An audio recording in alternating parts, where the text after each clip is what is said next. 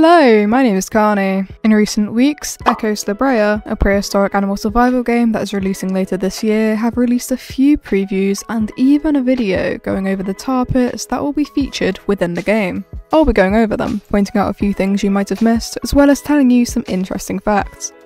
But before this video begins, I'd like to give a quick shout out to my Discord server, which will be linked in the description. With that out of the way, let's begin.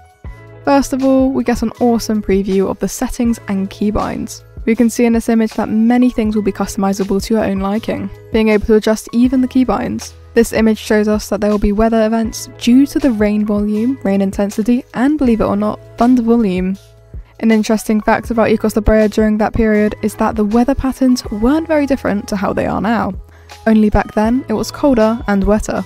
The season with the most prominent rain during the late Pleistocene at Rancho Brea would have been the winter months, similar to the modern climate, so expect to see the most rain during the winter season in this game. Moving on, we get to see the rattlesnake. The rattlesnake, if you didn't already know, will be an AI featured within the game that poses as a threat to players. If you're too close to the snake, it will let off a distinct and threatening rattle sound, letting you know that you're too close and need to move away. Otherwise, if you keep your position and don't move away, you will most likely be attacked by it. It's been said by a developer that the rattlesnake will spawn all around the map and not just in one designated area. I'll go over the tar pits video in just a bit, but before then, let's take a look at some of the tree models. These tree models will feature growth stages, which I think is an awesome detail and adds more diversity into the game. The California fan palm, otherwise but not commonly known as the Washingtonia filifera, was found prominently in wet environments during the last ice age, and though they're still around today, which is awesome, there aren't as many, now being found primarily in desert oases in the southern western United States and northwestern Mexico. Now, the last preview before I do a deep dive on the Rancho Brea video, the California black walnut tree. These trees, so far, is one of my favourite due to their unique features which I'll get into in a second. It's stated that the walnut tree will be found in the riparian woodlands, but that's not to say it can't be found elsewhere as well. This tree will feature 3 different growth stages, as opposed to the California farm palm which will feature 7.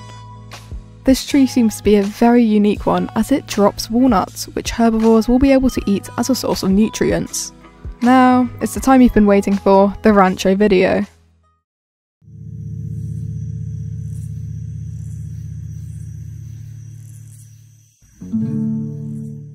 Rancho Brea. Rancho Brea tar pits, is a formation that still exists in the modern day, being comprised of heavy apsalt deposits that are able to trap and preserve organisms for thousands of years.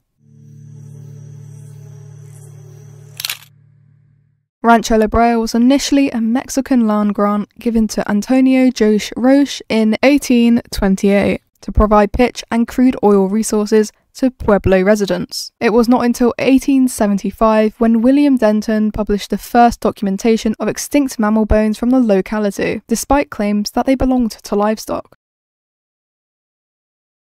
During the early 1900s, many esteemed scientists began excavating and describing fossils from the Absalt matrix at Rancho Brea, recognizing its significance as a legostat. Legostats are recognized as fossil sites with well-preserved fossils.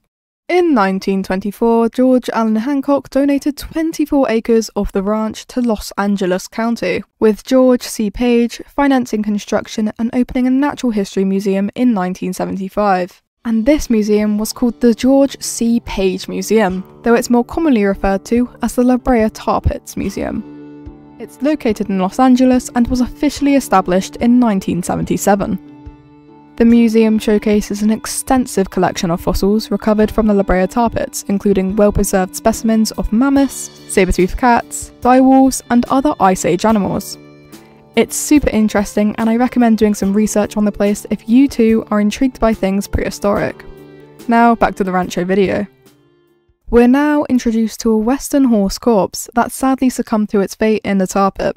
A hungry little wolf seems to have stumbled upon it and wants a risky meal. Though, of course, it will have to risk its life and possibly meet the same end as its last meal. Text reads, corpses. Corpses of animals will spawn in the tar pits, serving as a risky meal for opportunistic scavengers to take. The wolf goes in, though it does take a while, gets fed, and oh no, the wolf is trapped.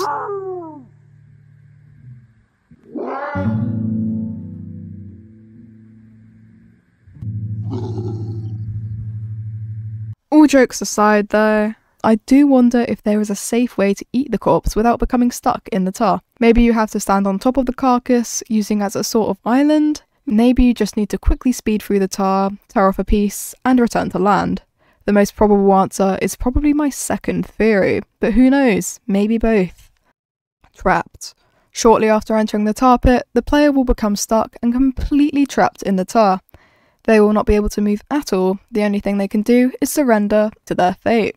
The wolf slowly submerges into the tar until it becomes no more. Definitely not the ideal death, let alone a heroic one.